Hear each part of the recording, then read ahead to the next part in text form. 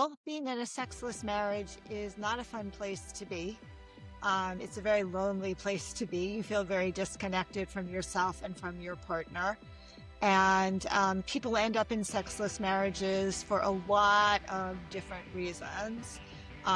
Typically, people end up in sexless marriages because the relationship just starts the intimacy starts fading over time. Well, I'm just thinking of the person who, in today's society, there's a prevalent part of people who just have people on their speed dial who that's all they're there They're for. hooking up, right? Exactly. That's a thing, right? There are people who, feel totally comfortable doing that, situationships, whatever you call it. And I don't judge that. If that works for somebody, I'm like, great. I have no problem with that. I guess my point is, even if it's not hurting anybody in the moment, once you find that person who you really want to connect to, have you trained yourself to be able to disconnect sex from emotion? And overall, is that going to be healthy in your future? I spend a very good portion of it really teaching people skills. And I think this is a really important thing to understand here, Philly, is that both intimacy and sex are skills that you can learn.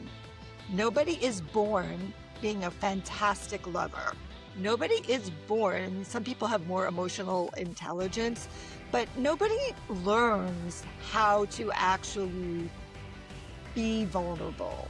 Welcome to the Common Ground podcast, where stories connect, perspectives collide, and purpose is found in the middle. Every week, we sit down with unique and inspiring guests that come from all walks of life. People who challenge the status quo, overcome the odds, and live with intentionality. Whether you're driving to work, on your morning walk, or just looking for that spark to ignite your week, you're in the right place. Welcome to the Common Ground podcast with your hosts, John Fletcher and Sydney Kirk. Welcome to the Common Ground podcast. Yes, it is your boy. It is Philly in the house. As always, I'm here and just looking forward to another fantastic episode. Today, you get me solo without Sydney.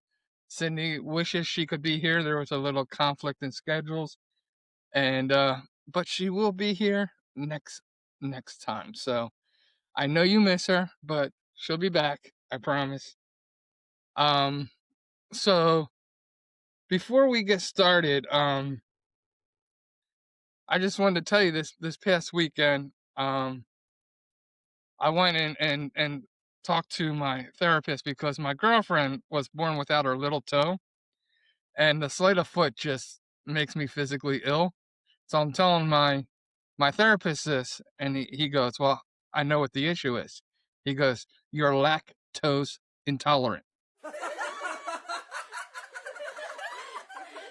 It's a dad joke.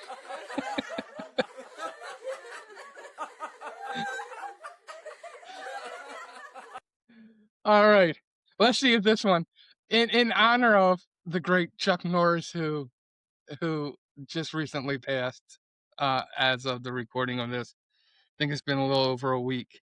I don't know. Have you heard the Chuck Norris puns that go around at all, Xanet? Oh, no, I have not.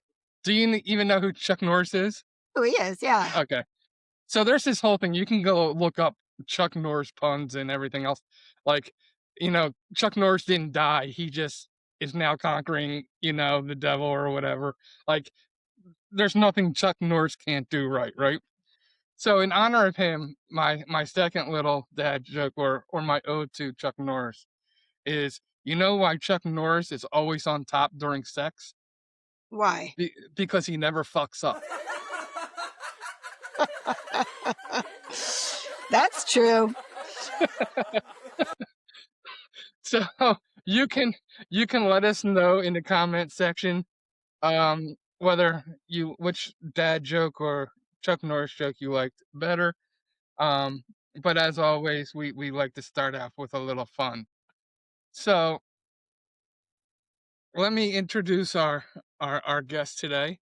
this is going to be um a little more different type of a conversation, I think, than but I think we can all wear our big pants and big girl pants and big boy and big girl pants and really talk about something that is prevalent, I think, and a lot bigger than what people allow it to think. But Xanet Pailet is an intimacy expert, best-selling author, and former New York City healthcare lawyer who underwent a significant career transition after her own sexual awakening at the age of 50.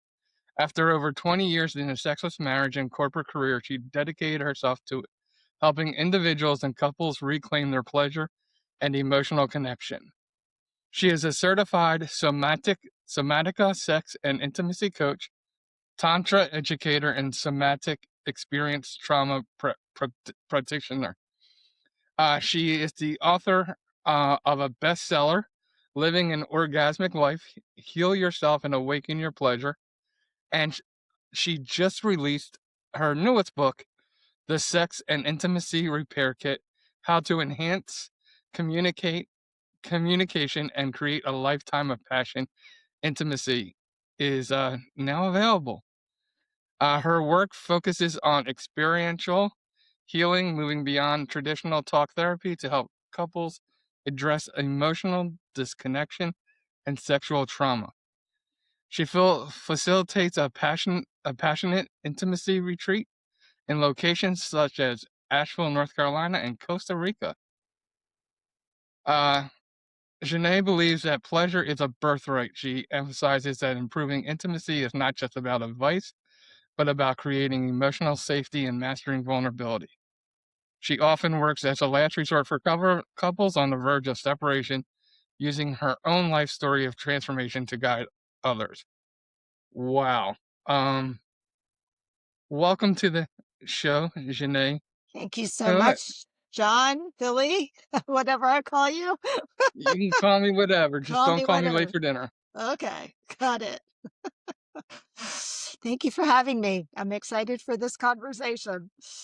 I am too. I think for sex is a taboo conversation for a lot of people, especially in where me and Sydney really relate in the faith-based community, right? It's sex is very taboo. It's like um is rarely talked about, and which is funny because there's a whole book of the Bible dedicated to sex.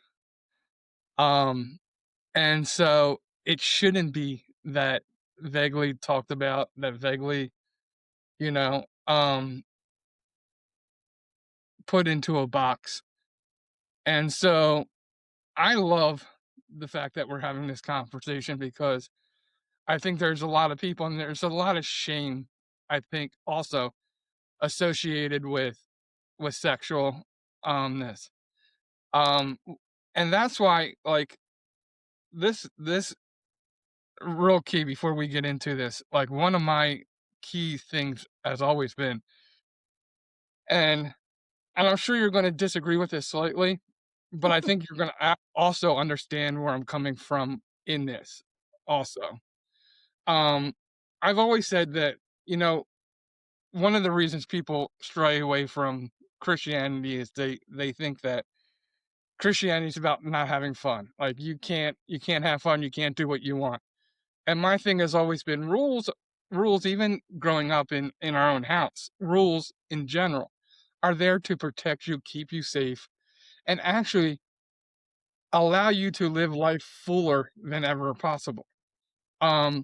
Because when it comes to stuff like this, like sex, like one of the reasons why I think God, has a rule of um only one being married to one person, being, not having multiple partners and going multiple and just being free with yourself, is that you don't have to deal with a lot of these things. You're dealing with one person, you're dealing, that's in the confined where, once you have a history, of sexual partners, now you're starting to compare, do I meet Does my partner meet partners that I've had in the past? Am I meeting their partners in the past?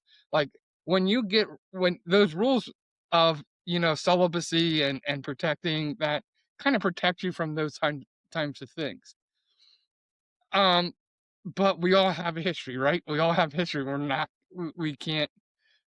There's very few people who probably have only had sex with one person in their life. I can say that confidently that the number of people that I've had sex to is limited to one hand. Um, so my partners and all that aren't as frequent as maybe some others. But, you know, that's different for every person. So I love the fact that there's somebody out there who says, okay, listen, whether you follow the rules or not, we live in a society, even on the Christians. Well, not every Christian's been perfect. Some Christians have had that history. So how do you go into a marriage with somebody who hasn't had that history, but you've had that history, and now you have to work through some of these sexual issues? That's where somebody like you can come into play and really, I think, help out people. Um, I don't know we didn't talk about faith a lot in our previous meeting, so I don't know where you shy on the boat, but I'm saying even for some of the people who may listen to me, who listen to this podcast, who are more faith-based, there's still a place for you because I think there's still, issues that you can help us through. Yeah, I mean, I'm an equal opportunity person. Like, I welcome all people, all faith people, people who, have believe in celibacy before marriage, all genders, right? Like, I have no judgment. I'm just here to support whoever needs help, um, and show up for them in a way that feels good within their boundaries, and in a way in which, I can support them. Like, I think we all human beings struggle around sexuality, whether you grew up in, an environment where sexuality was, worshipped and you had a lot of sexual encounters, or one in which there were more constraints around it and you haven't, right? We still all have problems around sexuality. So, it's one of those issues that, like death, nobody escapes it. That's the truth, right? Yeah, and I do want to say from the get-go that my opening monologue there, which was more spur of the moment, I didn't think about it until we turned it on and was going about it. I don't want that to be our driving force today, but that was more of a call to my community not to just dismiss what we're about to talk about, because I think it can even help. I think not all of our listeners are faith-based, but I think there is a part that is very faith-based because both me and Cindy come from that faith-based, and we have a lot of support from that. I don't want them turning off this episode saying, "You know what? This isn't going to pertain to me," and that was more of what that Yeah, was yeah, for. yeah. I appreciate that. I think it will pertain to everybody. So let's start. Can you give us maybe um the 30-foot view of your story? I know in the monologue I said that you have dealt with over 20 years of sexless marriage. So can you give us a little background on Yeah, sure. why this is important to you? Well, being in a sexless marriage is not a fun place to be.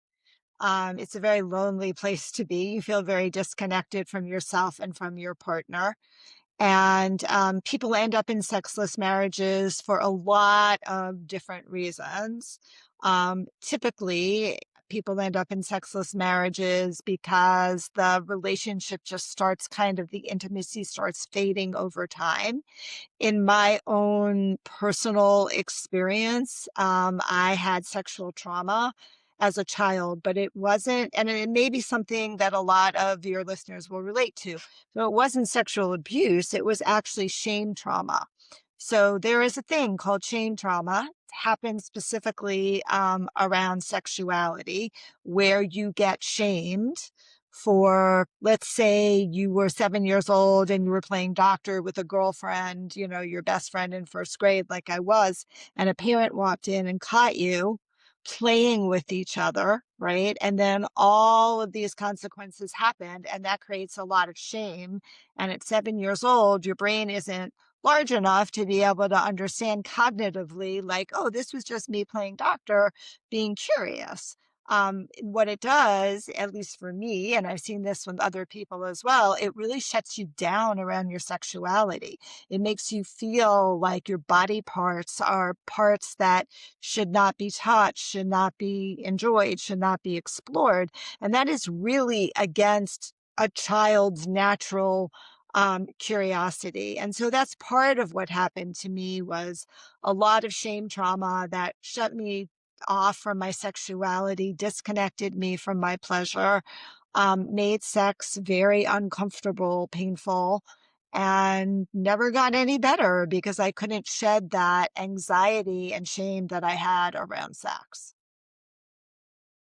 That's a great opening, because like one of the things, again, I will come from the faith perspective a lot. Um, in the beginning, I believe that when sin first entered in the world, what's the first thing that happened? Man was ashamed of his body.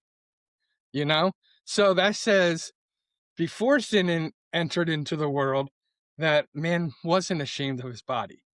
So, Adam and so Eve were kind of having a good time in the Garden of Eden there, right? Like they were yeah, free in their sexuality and in their yeah. bodies, right? So, so the perfection of who we are supposed to be is not being in shame with our body. Right.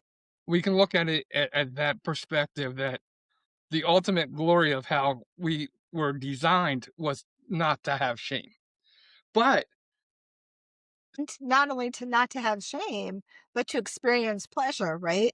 So if you think of a little baby, right, who has at that point no shame, they're happy touching themselves and cooing and, all of those experiences that they have, even when they poo, right? It's like, oh, it feels good. They get to like be expressive and smile about it. Like, that's all super shameful in our society as well, right? So yeah, that's how our bodies were designed. And we've been conditioned, through a variety of different ways, not just through religion, but through a variety of different ways, to not be able to adore our bodies, to appreciate them, or to feel like we're supposed to experience pleasure in them. yeah, and that shame, as you said, starts as a kid, and you brought in like an instance of a parent walking into two children playing doctor. Hmm. But I mean, for boys, and I think it's the same thing a little bit for girls, but for boys, locker rooms, and having to size each other up, and Hmm. there's shame or pride associated right away as a kid.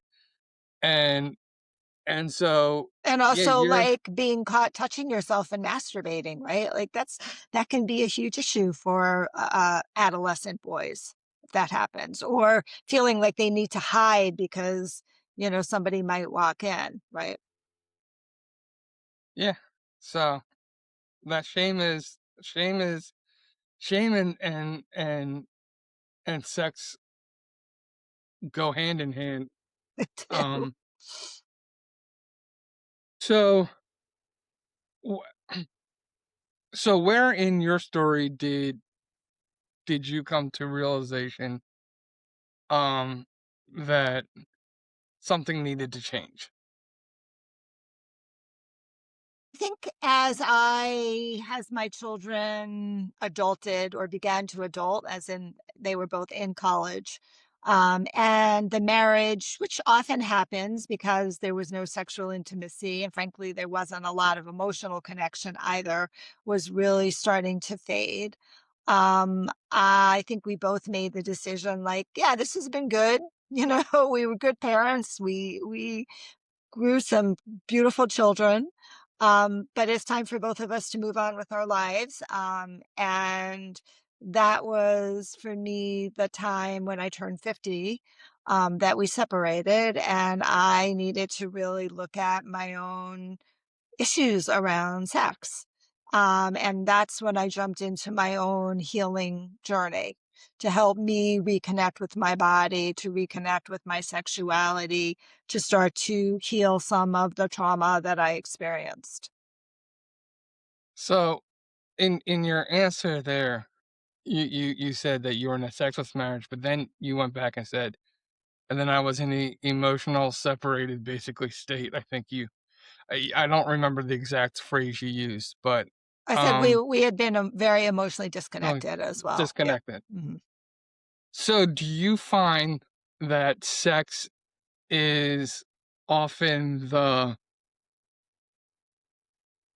not the beginning, but the end of producing what like sex, I'm looking for the word, replicates what's already going on in different areas of your Yeah, life. I think I think a good way to look at it is that when you're having challenges in the bedroom, it's generally, not always, but generally a symptom of other issues in the relationship.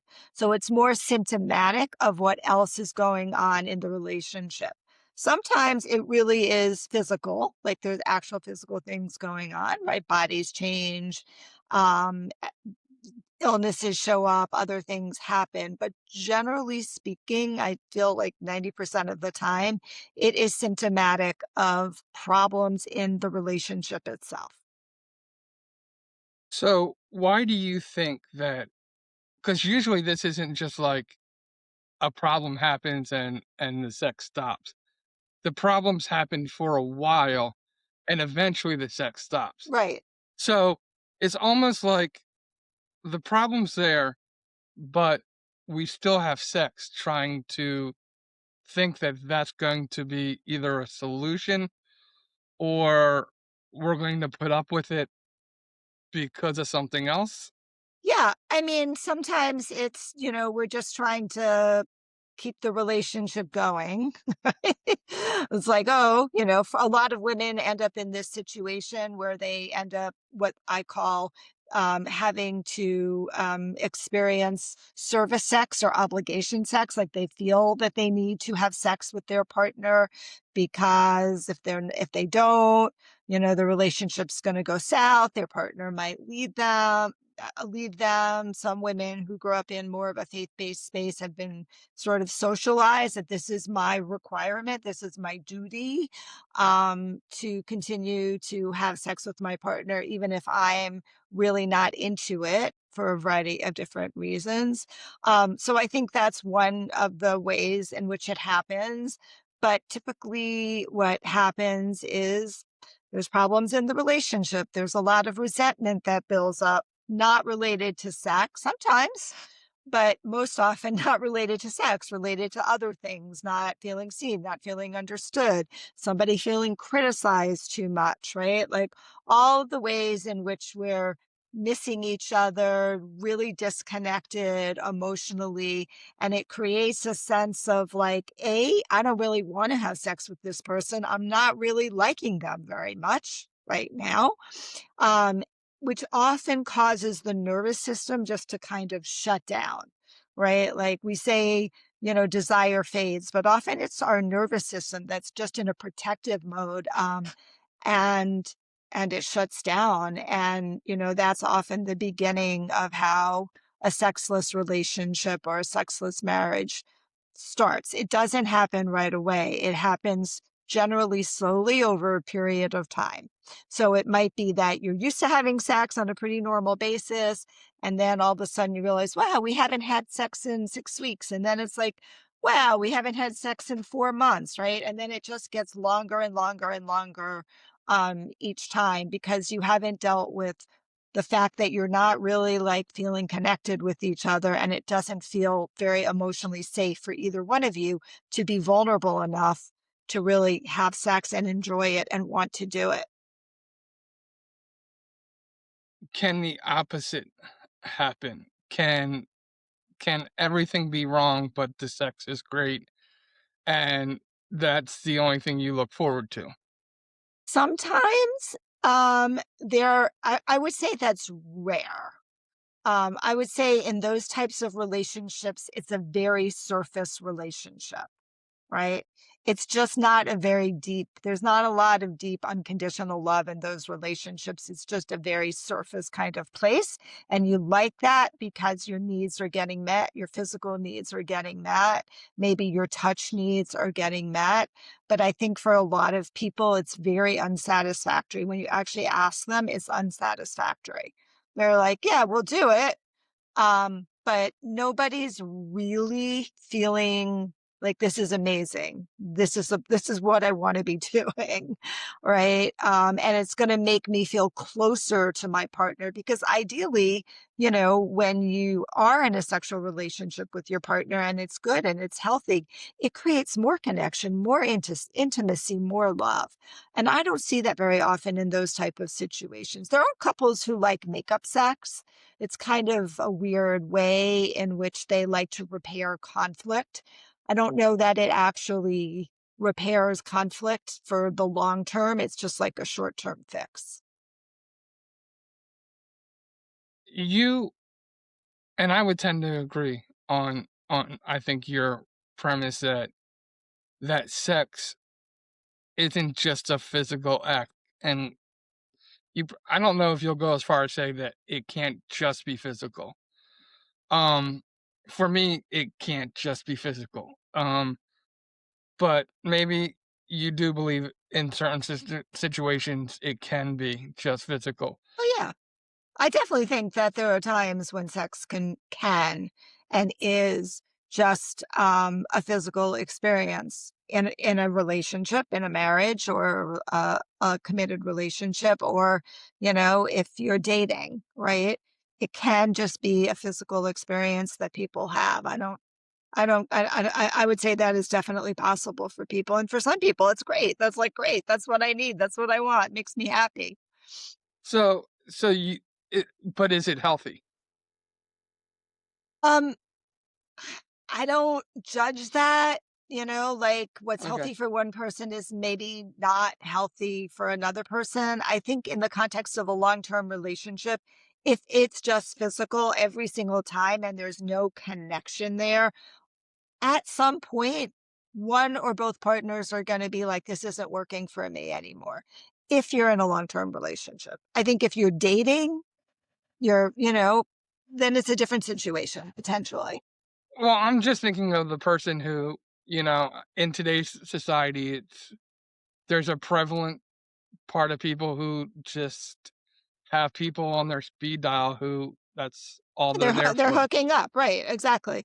That's a thing, right? There are people who, feel totally comfortable doing that, situationships, whatever you call it. And I don't judge that. If that works for somebody, I'm like, great. I have no problem with that. I guess my point is, even if it's not hurting anybody in the moment, once you find that person who you really want to connect to, have you trained yourself to be able to disconnect sex from emotion? And overall, is that going to be healthy in your future? See that. I see that there, again, I get all sorts of couples that come in here, and I used to work with a lot of singles as well, women and men. And I have seen people who have a very healthy sex life, dating, they have hookups, it's fun for them. It's like what they enjoy doing. It gets physical needs met. And then they meet somebody who is really special that they really care for, and they develop that emotional connection to them. And it doesn't feel to me at all that, having explored your sexuality, having had different partners really has a negative impact on that relationship. That's what I've experienced. That's what I've seen with couples that I've worked with women and men as well. So that's just my opinion. That's my Yeah. experience. We probably differ And I on have that. and I have no physical data for my belief, but to me, and this is why, this is the common ground. This is I just don't. To me, sex is something more. So, like, I know for me, it could like I don't think that I could have sex with somebody in my life and it mean nothing and not affect my future. But maybe it's just my personality. I think it's also your faith, right? Like there's ways in which your beliefs impact that experience that you have as well. That happens, to all of us as well. So, I can totally, I understand that. I was just on another podcast with Erin Anderson. I don't know if you know her, but we talk a lot about the sexual boundary and when I go on her podcast, right? Also very faith-based. And that is something that she feels very, very strongly about, just like you feel strongly about. And again, I don't disavow that. I'm like, yeah, if that's what works for you, that's great. I just I try to always be just in a judgment-free zone. I accept people as who they are, whatever their belief systems are, and I just try to support them in whatever way I can within the boundaries that they have created in their own life, because we're all free agents who get to create our own lives, right? Yeah, yeah. No, I just I want people to be aware of their future. And a lot of times we're looking at the moment and we're looking at what do I need at this moment, and not putting in how this could affect something. Yeah. Those are all options that you weigh, right? When hopefully you're some sort of level of discernment about, what choices you're going to make around your sexuality and partners that you want to be with. Definitely agree with that. Yeah. So, what is your starting point when you have a couple who come in for a session? Yeah. What's your baseline? What's your starting point? I mean, I before I even have a couple come with me on retreat or come to Asheville for a private retreat, or even enter my new group program that I'm going to be offering in April, I like to meet with them both first and have a conversation and get a better sense of like what's going on for them, and let them talk about what's working in their relationship. I always start with the positive. Like, you've been married 25 years. What's working? What's great about this relationship? Because I always want everybody to think about it's so easy for us to go to the negative, but it's very important in my world to be able to celebrate the positive, right? And then to have a better understanding of what could be better. What are the challenges? What are the pain points that you all are experiencing around sexuality, around intimacy, right? Just so I have a little bit of a better framework of what we're dealing with. And 9 times out of 10, again, um, there's both challenges around sex, like they're in a sexless marriage, or they're not having sex very frequently, or there's drama around it, or trauma sometimes. Um, but there's almost always, like when I probe, if it doesn't come up, it usually does. There's also always like there's issues in the relationship. There's a feeling of one or both partners feeling lonely in their marriage, feeling emotionally disconnected with their partner. Sometimes betrayal has happened. There's been an affair, physical or emotional, some percentage of that. But sometimes it's just like I've been betrayed in other ways, right? Like you haven't shown up for me when I was, whatever. I remember one couple like was so pissed at her partner. This was 25 years later, mind you, because he was at a work event when she was in labor, and couldn't leave, right? And she was like, she has still not forgiven him for that. That felt like a huge betrayal for her. And I understand that, right? So, there's all so many different ways in which we hurt each other when we're in a romantic relationship. That's a very normal thing. If you're not hurting your partner in a romantic relationship, that's highly unusual, because that's what we do. We trigger each other, and a lot of that has never been really repaired or sorted out, and it just builds up a ton of resentment. And that's often what I start to hear when I start probing a little bit more. Do you ever meet with them one on one instead of as a couple, or are all your sessions couple based? Occasionally I do meet with them one on one when I don't know, usually if something comes up in a session, and it feels like for example, like there's a really big conflict right now and somebody's really triggered, um, might make more sense for me just to work with that person for a little while and try to settle their nervous system. So yes, occasionally will separate them, and work with one for an hour. That happens some percentage of time. But again, I try primarily to work with them as a couple, because the repair has to happen in the coupledom, not so much individually, except for, certain times. Do you find that, like, overall males tend to have this type of issues or feelings, and women have these types of issues or feelings when it comes to, um and more general, I mean, that wouldn't be specific, but it would be like betrayal, like maybe a woman feels betrayal more than a man does. I don't know. I mean, I think it really varies. It's interesting. There's a dead bedroom support group on Facebook, and I spent some fair amount of time in there because I learn a lot. And one of the things that's really intriguing to me and interesting is that, you would think, generally speaking, that the men would have the higher libido, and the women would have the lower libido. But I would say like 50% of the women, 50% of the people in that group are women. And you're only in that group if you've got the high libido, because it's a place to, try to get support because you're not feeling desired by your partner.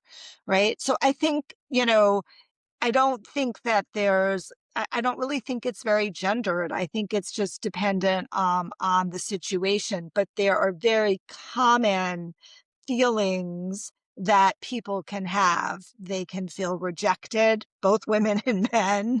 They can feel like they're not being desired by their partner.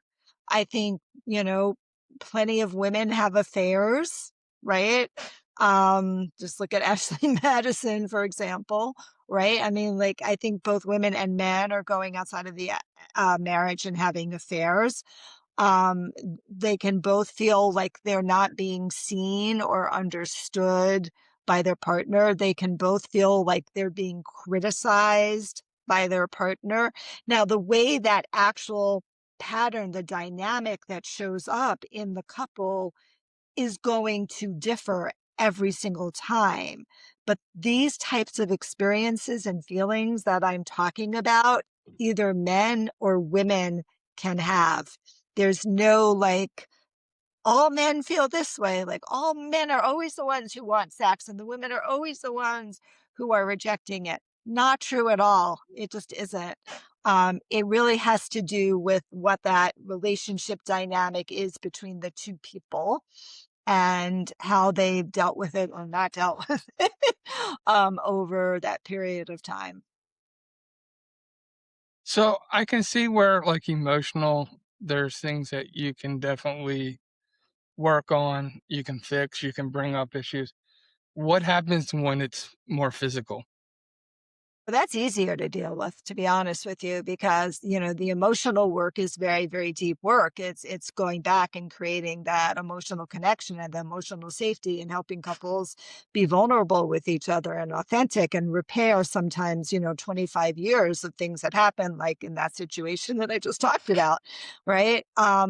So that's actually the really hard work that I think couples have to do in their work with me. The easy part of it is the physical components, right? Like that, once they feel safe with each other and they're laughing again and they're feeling like they can be open about excuse me, their desires and their wants or their fantasies, then helping them work through the physical pieces is much, much easier because that's just, a lot of it is not having the right knowledge. Nobody taught us how to have sex ever, right? So where do we learn about it? In the movies and porn, you know, in erotic novels or not even that, even romance novels, right? Which is huge right now, because they're sex scenes all over them, but they're politically correct. So, um, there's just a lot of information that people don't have, misinformation that they have about their bodies, misinformation they have about the arousal pathway. Like one thing that is true between women and men is the way we get sexually aroused is vastly different. And that is a very common pain point that happens because men get aroused very easily. Like I say, like men are like, they're like putting Or visual. popcorn in a microwave oven, right? Like Right. they get aroused very quickly. I mean, you've been born that way. Your genitals are outside your body, so you've had a lot of experience around sensation. And yes, a lot of men do tend to be a little bit more visual, but women are more like a cake that bakes in the oven. Like from the outside in, they have to go slower. Our arousal equipment is not outside of our body, it's inside our body. So it takes a lot more, including really for a lot of women getting their brain turned on, to get them aroused. But most people don't understand that. Most men don't understand that. And they think, and it makes sense, right? Because their only experiences with themselves that, if I touch this part of a woman, just like I touch this part of me, like she's going to get hard. She's going to be ready for sex. And the truth is anything but that, right? So there's a lot of education that I do with my couples to get them to really understand their bodies and their partner's bodies better, anatomically, as well as like starting to explore what do they really like? What type of touch do they like? Do they even know there's all sorts of different types of touch? Most people don't, trust me, because I know what I see. So, yeah, that's the more physical component of the work that I do.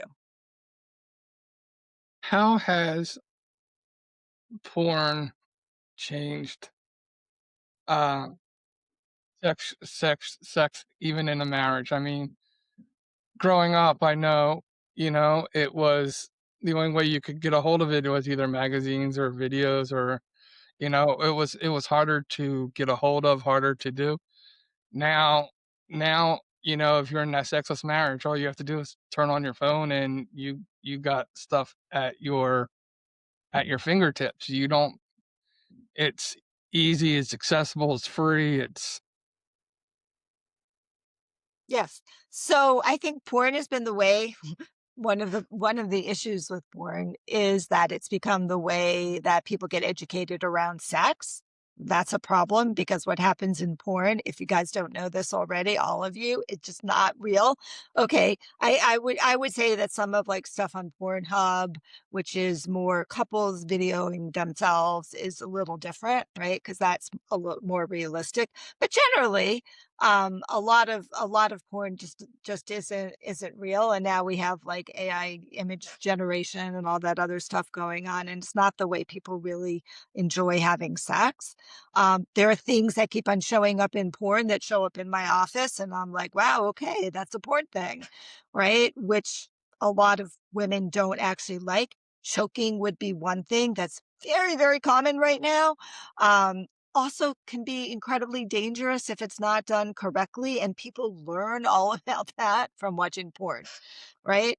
So that's one piece around porn. I think also, particularly for men, one of the things that, because by and large, porn is mostly watched by men. I mean, there are some percentage of women who watch it, but it's not nearly as high.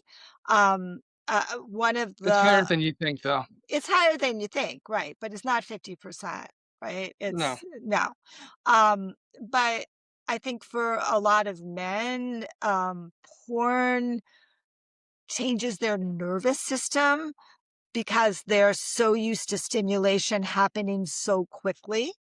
And that is not what actually happens in real life in sex. Like, for most women, really need men to slow down a lot, right? And so there is a way in which the nervous system gets rewired from a lot of use of porn and the visual stimulation, and it takes you out of your body, and you're not actually feeling your sensations because you're so focused externally. So there's a lot of ways in which it can be challenging and cause issues in a sexual relationship, none of which is not fixable. It's all fixable. You just have to know that that's what's going on. And then you have to be educated or coached into what you need to do to start to change that, so that you can have a different experience around sex than you're having when you're watching, something on your phone and masturbating. It's also it also increases I believe, the dopamine that It does. Yeah, it and the does. dopamine receptors. I've heard studies that, like, every time that you watch it, like, you get more and more receptors, and so the urge to watch it more, that's where the addiction comes from.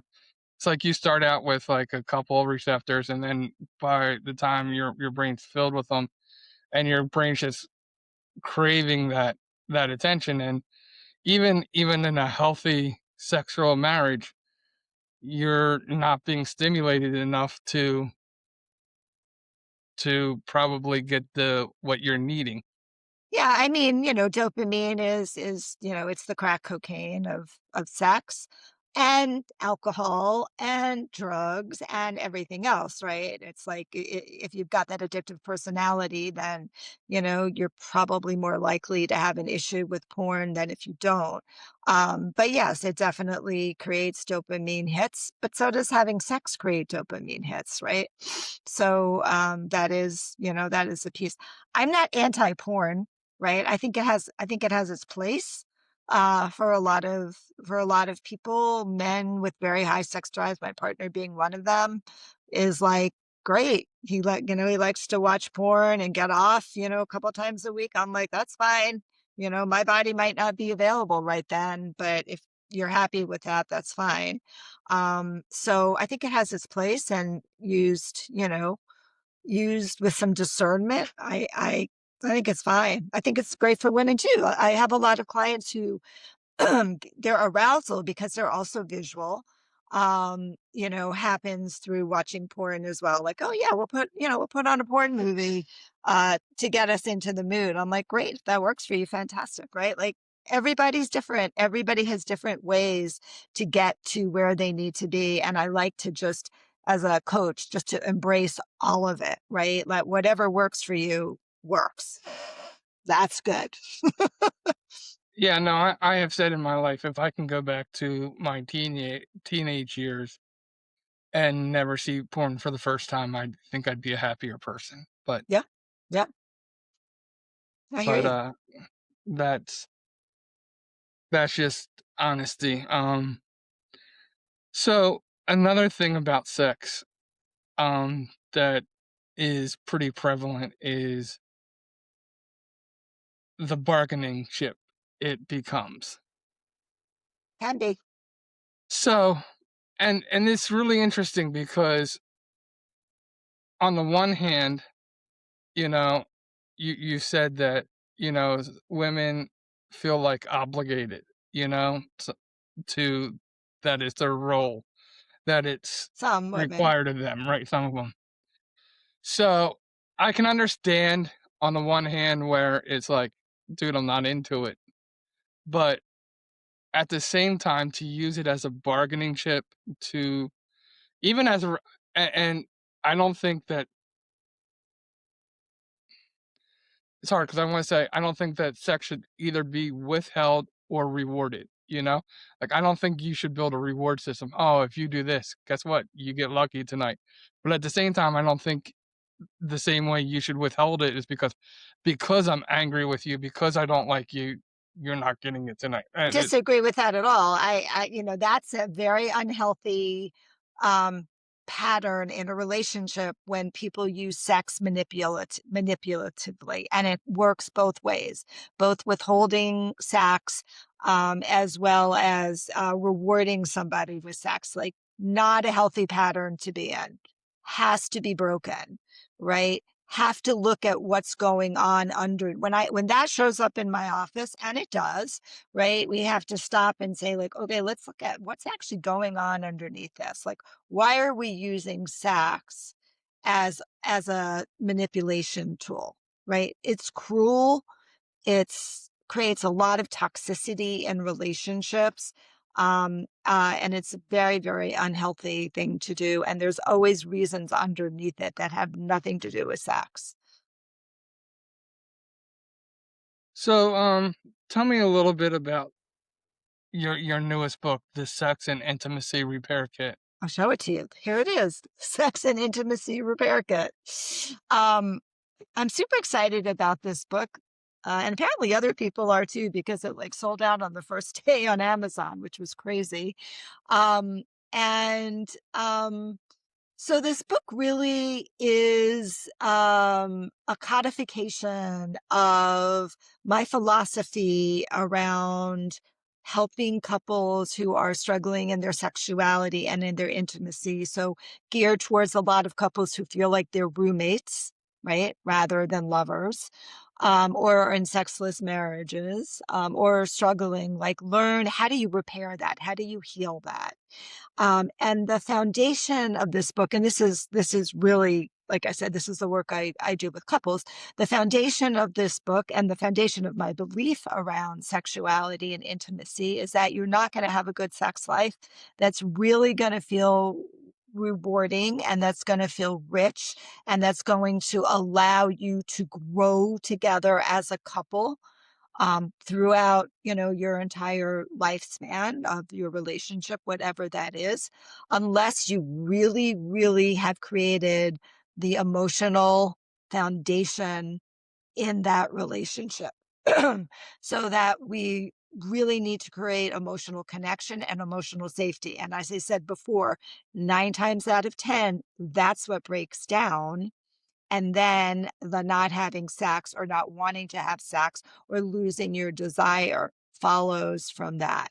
And in this book, I spend a very good portion of it really teaching people skills. And I think this is a really important thing to understand here, Philly, is that both intimacy and sex are skills that you can learn. Nobody is born being a fantastic lover. Nobody is born. I mean, some people have more emotional intelligence, but nobody learns how to actually be vulnerable, how to be authentic, right? Like, some of that we get from experience. Maybe it's been modeled, very few of us, I promise, it's been modeled by our parents, right? Growing up. But these are all skills that we can learn, and they form the foundation. Like, when you can actually be your true authentic self, when you take the word intimacy and you break it down phonetically, what it says is into me see, allowing somebody, your partner, to be able to really fully see you for who you are with all of your flaws, right? And also being able to see them for who they are and accept them and love them, but sometimes get mad at them with all of their flaws, right? And then there's a whole set of skills that we can learn about this, about how to be authentic, about how to attune to your partner. So a lot of times people come and they tell me, I don't know, we just feel out of sync. And usually they're saying what they think they're saying is like sexually we're out of sync. And a lot of people are. But the reason that they're out of sync is because they're not actually attuning to each other. So in the perfect world, there's two tuning forks on the same note, right? And it's harmonious and it's beautiful. But if you're on different notes, it's very dissonant. And when you don't have that both emotional attunement, you can't really have the physical attunement either. And so there's a whole set of skills that people learn around that. And then I identify three very, very important points around sexuality that I think are the keys to creating a very healthy relationship. So it's a cool book. And also, if you want to have an idea of what happens in a coaching session, there's excerpts throughout the book of actually letting people dive into a coaching session where they can actually see what happens. Awesome. And at the end, we'll give you an opportunity to tell people how they can reach out to you and find you. And I know in the world today, you don't have to be local to somebody to do that. But let's say somebody did want somebody local. What is something they should look for in finding the right, sexual Yeah, so I mean, I think if you're kind of coach? looking, yeah, I think if you're looking for somebody locally, you look up, you Google or you ask chat, for, hey, I'm looking for an intimacy coach or a sex and intimacy coach in my local area. Do you have any recommendations? And see what they come up with. Because there are some. I mean, Would we're you all over. would there be something that you would say that they should ask that coach to see if it's a good fit for them? Like, Yeah, I think you should have a screening call. Most, just like business coaches and other coaches, they offer, most everybody offers a free consultation so that, I think it's very important that you feel comfortable with that person, right? That you feel like they see you, they hear you, that they're not judgmental, especially in a couples situation, making sure that a lot of therapists do this, that they don't side with one person or the other. So, you want somebody who's really neutral and supportive. Maybe look at the level of experience that they've had. How long have they been doing? What types of couples are they working with? What age groups of couples are they working with? Those are the type of, I think, questions that you want to ask. What type of certification do they have? What are their qualifications for doing this, right? I find that a lot of couples come to me who've been married 25 years or 30 years because they know I was in a 26-year marriage and I'm more in their age range and they feel comfortable with me and less comfortable. They tell me this all the time. We don't want to work with a 30-year-old. We don't think they really understand what it's like being, in a long-term relationship and yada, yada. And I'm like, okay, yeah, I totally can understand that, right? Not always the case, but, I think that's part of it is like, really, what is your comfort level with that person? so if you could go back to any point in your life and, you know, tell yourself something Mm. that you've now learned through this whole journey, when would you go back and what would you say to yourself? I think I'd probably go back to the early years of my marriage, when things were beginning to fall apart. And I would probably tell myself, like, you need to do something about this. Like, you need to actually see if you can figure out what's going on. You can't just like put your head in the sand. Putting your head in the sand. I mean, this is one thing I tell my clients all the time. Like, hoping it's going to go away is never going to happen. Hoping that time is going to heal this and it's going to get better, never going to happen. Putting your head in the sand, never going to make things better. Really, like, when you see an issue, address it as soon as possible. And I wish I had done that in my marriage. Thank you. And that's going to bring us to our key takeaway segment. Key takeaways. For me, my key takeaway is that intimacy, especially the sexual part of intimacy, is usually a symptom of a greater problem, and you need to work on finding out what that problem is. And like most problems in a marriage or a relationship, it's not one person's fault. It's the couple's fault. It's us. I think a lot of times in relationships, if we whenever we start to look at me or I, you've already lost the game. It should always be about we. It should be about what is benefiting us. And I guess one of my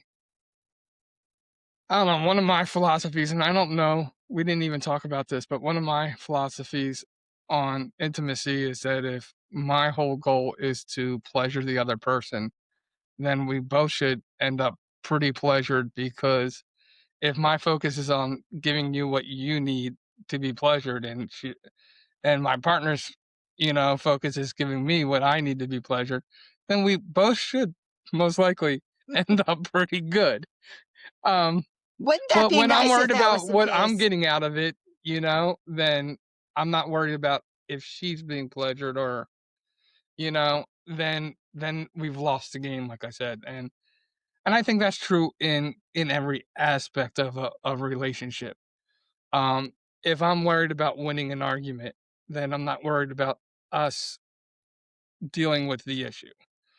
And so it's all about always prioritizing, to me, is always prioritizing the relationship over ego. And that's a big thing for me in the way I view things. But I would say that's my key takeaway from our conversation here today. And I think that I would say one last thing is that doesn't matter if you're faith based, doesn't matter if you're not. Issues can happen in intimacy, and there's no shame in getting some help. There's no shame in getting help. The shame is not getting the help, because you're leaving, again, your partner unfulfilled ultimately. And that's not a good place to be at. 100% agree with that. So if somebody just turned on the episode right now, and or got into somebody else listening to it, and here you are talking, what is your mic drop moment? What is your key takeaway? What do you want them to leave with if they've missed this entire episode? Two things. One is that pleasure is your birthright. So if you're not having pleasure in your body sexually, that's something you need to address. And the second, sorry, and I think the second piece of this is that both sex and intimacy are skills that you can learn. And the more tools that you have and the more you practice it, the better your relationship is going to be. So would you say that you may never be that Hall of Famer, but you can be a really good shortstop? Is that what you're saying? I'm totally saying that. So yes, no, I totally love it and totally agree. Like, yeah, like, and as far as the skill is, the better practice, the more practice and more effort you put into developing that skill, the better your skill will become. So right on. I enjoy it, and I thank you for that. Absolutely. So for those of you who are watching, listening, what is your key takeaway from this? What is your takeaway from this conversation? What struck you? Did you learn anything? Are you going home with a different perspective? Please let us know in the comments below. We always love hearing from you, and we thank you for commenting and giving us your perspective. At the same time, listen, we would love if you would just hit that follow button, that share button. Maybe you know somebody who is dealing with this kind of issue. Share this episode. Let them hear this. Maybe you can help somebody else out who is in desperate need. One of my goals for the end of for 2026 is for us to get up to 1,000 subscribers. So really, if you can really subscribe to this channel, subscribe, and again, share, follow us. It does a lot of help. It helps our algorithms. It helps get these kind of conversations out there, and we're desperate. They're desperately needed. Let's grow, learn together. The final 5. And so today you get the final. All 5 questions come from me. Okay. So maybe I'll do a Sydney impersonation in here, which I sometimes do. But for the first question is, who is your hero and why? You really made me think about this. Okay, so my hero right now is Zoran Mandami. I am really excited that there's new energy. I love what he's doing. I spent a lot of time in New York City. Didn't grow up there, but grew up in New York, but raised my kids there. I'm super excited about what he's doing. I love seeing younger leadership come into politics. And yeah, I'm really rooting for him. I think he's a really, really smart, good politician. And I hope we'll have more of his type around. Well, um, so let's see if I can do Sydney's voice. What is one one homework assignment that you would give a couple that they could take home and practice on improving their intimacy? So one homework assignment I give couples all the time, is just to sit on the couch next to each other, to turn towards each other, and just establish eye contact with each other for 3 to 5 minutes without using any words at all. Wow. A lot harder to do, but very, very powerful and potent. Do you find that draws them into really wanting to talk and touch to each other as soon as that 5 minutes is up? Not Or what is that necessarily. designed more? What more is that designed to do? It's designed for them to actually have some intimate connection, some vulnerable connection, because our eyes are, really one of our emotional centers. It's how we show our fear. It's how we show our excitement, our joy. And very often, when they first do this in my office, a lot of tears will show up because they haven't felt like they've been seen, that they've been in this space with their partner. Sometimes it's grief.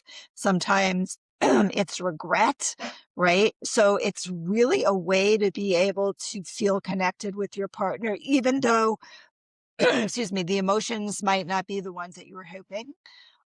It is a very vulnerable way to sit with somebody. Well, awesome. Awesome. What is either one book, quote, verse, saying Okay. The book. that you either live by or is meant the most to you on your journey? So the book is The Body Keeps Score by Bessel van der Kolk. It's a book around trauma and how trauma shows up in your body, the connection between brain, body, and health. It's a fascinating book. When I first read it, I was like, oh my God, this makes so much sense to me. The way it impacts our bodies, like looking at all of the research studies of how early childhood trauma really affects people economically, socially, physically, emotionally, mental health problems, etc. That's a very popular book that people always talk about. So, It's a great one. It should be on everyone's bookshelf. and I guess for Sydney's second one, we're going to go more on the physical. Okay. What is either one toy or one, again, activity that physically could help somebody's intimacy? Again, more like a homework assignment or something. Okay, I would say, so I teach a practice called touching for your own pleasure, which is really important because most of the times when we touch our partners, we touch them in a way that we think they want to be touched. But we're not really focused on our own experience of sensation in our body, and that makes our touch less conscious and less present. So like if you see somebody rubbing their hand on their partner's arm like this, right? You pretty much know that they're not actually in their body experiencing their own sensation. They're kind of disconnected. But when they shut their eyes and they start focusing on like, how can I really focus on making my hand feel good touching my partner's arm? It totally changes their experience. And they become much more connected to their own sensation and pleasure, and their partner feels that immediately. And it's a huge paradigm shift for couples. Mm, wow. For some reason, while you were talking about that, I just thought of like the game, like what's in that box, where you put it like an object in a box and you have to stick your hand in and feel it. But Never played that game. it's not like a sexual game, it's like a kid's game. I'm It's sure. usually but I think there could be probably it could probably be tailored to really teach us about touch though too. I mean, So sometimes if somebody has a hard time with touch, which some people do, I just have them focus on touching an inanimate object first. Because an inanimate object can't give you feedback, so you can only focus on your own sensation. and the final question is, if you could have a conversation and a cup of coffee with somebody living or dead, who would it be and why? All right, so I gave this a lot of hard thought. In fact, my partner and I talked about this last night in the hot tub. We went through a whole bunch of different things, but this is what I came up with because I knew you were going to ask me this question. It's Cleopatra. I want to have a conversation with Mm, Cleopatra. She was an incredibly powerful pharaoh, right? She was supposedly very intelligent, a great politician. She also married both Julius Caesar and Mark Antony, right? And I would just love to understand, like, just know more about her and why she brought the asps in the room at the end of it all. Like, I think she lived a really fascinating life, and she was a very, very strong, powerful woman, one of the first in history. mm. Awesome, awesome. That is the first time Cleopatra's been used, but I love it. I love it. I love it. No, trust me, I that's probably one of my favorite questions because the way people answer it fascinate me, Mm. and the people that they come up with fascinate me.